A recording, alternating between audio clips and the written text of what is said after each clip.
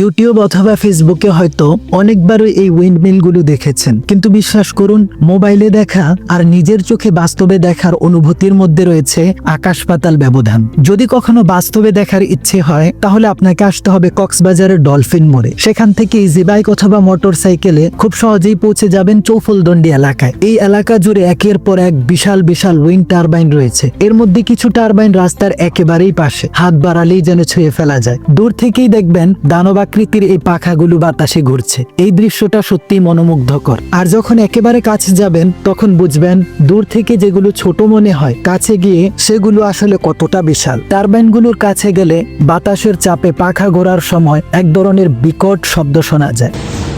এই যে দেখেন, এটা যে ঘুরে, এটার একটা অসাধারণ আওয়াজ আছে, মারাত্মক। কি আওয়াজ!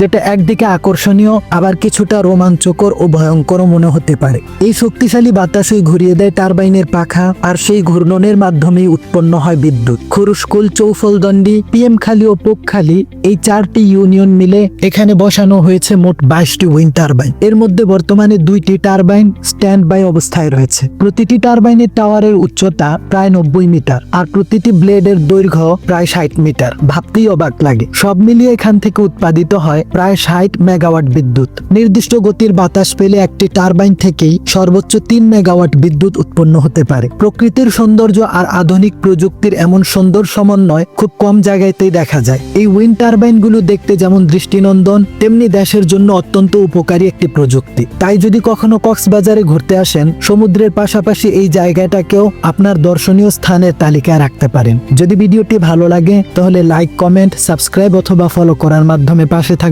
ইনশাআল্লাহ দেখা হবে নতুন কোনো ভিডিওতে।